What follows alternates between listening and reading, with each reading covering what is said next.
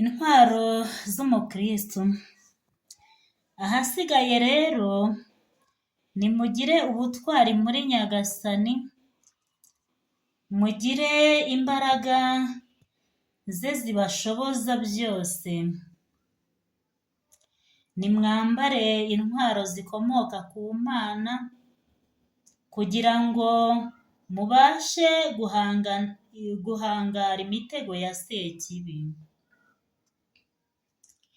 Erega abanzi turwana si abantu, ahubwo abo turwana ni ibikomangoma n'ibihangange n'abagenga b'iyi si.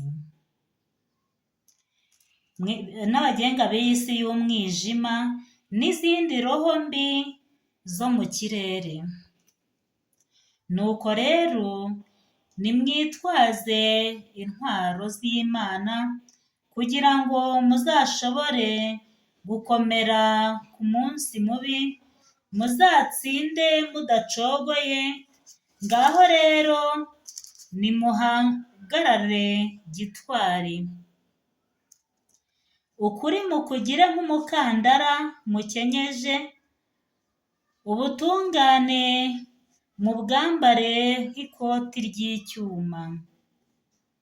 Umwete wo kogeza inkuru nziza y'amahoro ubabere nk'inkweto mu birenge.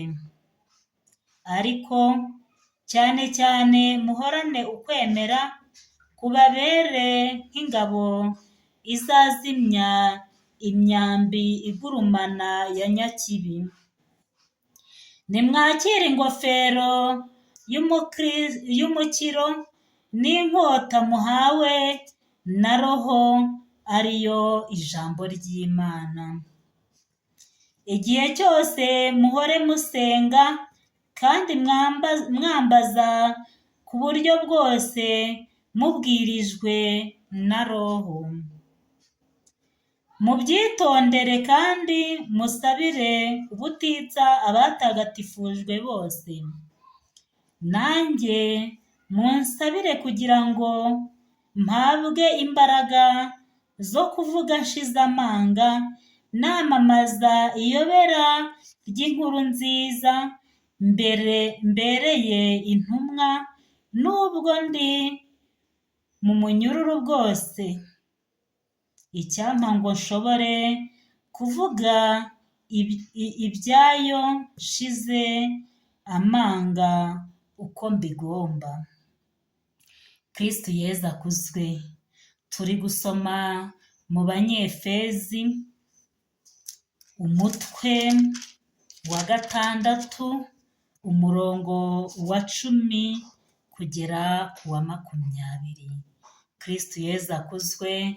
Twasomaga muri Luka tureba amaza y'umwana w'umuntu uko bizaba bimeze, nyuma dusoma tureba aha tubabwiraga kuba maso, none aha bari kutubwira ngo intwaro z'umukristo. Ese intwaro ufite ni iyihe? Wasanga Roho Mutagatifu wahawe ntacyo araguhishurira. Kristo Yezu akuzwe. Iki gihe tugiye kwinjiramo, igihe cy'ubuhakanyi, igihe kibi cyane cyo kuyoborwa n'ubwenge buhangano, hari abo bizagora cyane gutandukanya ubwenge buhangano n'ubwenge karemano. Ni ukuvuga ngo iki rero? Nta kindi dusabwa, ni ukugira intwaro, ni ukuba maso, tukabasha kumenya Yezu uwo ari we, tukabasha kumenya Roho Mutagatifu twahawe icyo atubwira. Tugerageze rero Roho Mutagatifu aba ari we uduhishurira, Roho Mutagatifu aba ari we udusobanurira, kuko igihe turimo ntabwo ari igihe cyo kwizera Imana ya Mukandengo Marie Clarisse, ntabwo ari ukwizera Imana ya pasiteri runaka, ntabwo ari igihe cyo kwizera Imana ya padiri runaka, Imana ya musenyeri runaka, Imana ya runaka, ahubwo turi mu gihe cyo kwizera Imana yacu bwite. Imana yacu bwite rero Yezu yaravuze ngo mbahaye Roho Mutagatifu. mbahaye imbaraga, mugende mwigisha amahanga yose, mubabatize mu izina rya Data na Mwana na Roho Mutagatifu, abo muzakiza ibyaha bazaba babikijijwe, abo mutazabikiza bazabigumana. Igihe cyose tubatijwe tuba dukuweho icyaha cy'inkomoko, noneho igihe cyose dukomejwe tuba duhawe Roho Mutagatifu. Kristo Yezu akuzwe. Turi mu gihe cy'ukwezi kwa munani, aho abana benshi bahabwa amasakaramentu yo gukomezwa n'uwo Roho Mutagatifu. Rero ese aya makuba azatera iyi si, aya makuba tuzayakizwa n'iki nitutabasha twebwe kwemerera Roho Mutagatifu agakorera muri twebwe? Niba utizera ibitekerezo byawe ko ari bizima, uyu munsi ukajya kubwira umuntu ngo ngira inama, ese uzizera inama ze? Izawe uzishyire ku ruhande. Kristo Yezu akuzwe. Ngaho rero reka twongere twisomere mu Banyefezi. Ntabwo ari jye wabyanditse, si jye wanditse Bibiliya, jyewe mbabwira ibyanditse mu Banyefezi umutwe wa 6 umurongo wa 10 kugera kwa 20. Haravuga ngo ahasigaye rero nimugire ubutwari muri Nyagasani, mugire imbaraga zibashoboza byose, nimwambare intwaro zikomoka ku Mana kugira ngo mubashe guhangara imitego ya Sekibi. Erega abanzi turwana si abantu, ahubwo abo turwana ni ibikomangoma, ni ibihangange, ni abagenga b'iyi si y'umwijima n'izindi roho mbi zo mu kirere. Ni koko rero nimwitwaze intwaro z'Imana kugira ngo muzashobore gukomera ku munsi mubi, muzatsinde mudacogoye. Ngaho rero nimuhagarare gitwari, ukuri mukugire nk'umukandara, mukenyeje ubutungane mu bwambare nk'ikote ry'icyuma, umwete wo kogeza inkuru nziza y'amahoro ubabere nk'inkweto mu birenge. Ariko cyane cyane muhorane ukwemera kubabere nk'ingabo izazimya imyambi igurumana ya Nyakibi. Nimwakire ingofero y'umukiro n'inkota muhawe na Roho, ariyo jambo ry'Imana. Igihe cyose muhore musenga kandi mwambaze ku buryo bwose mubwirijwe na Roho. Mubyitondere kandi musabire ubutitsa abatagatifujwe bose.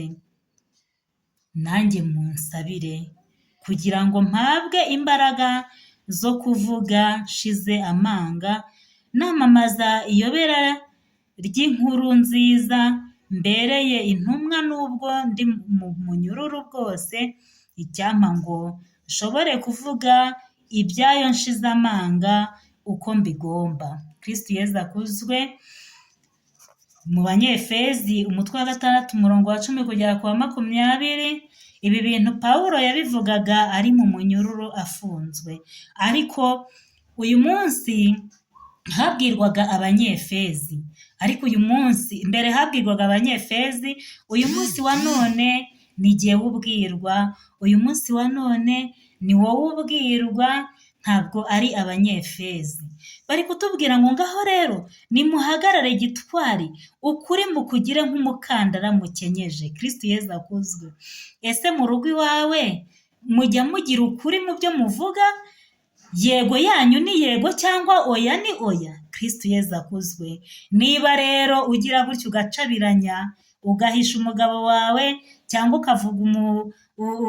ugahisha umugore wawe, nta kuri mufite iwanyu.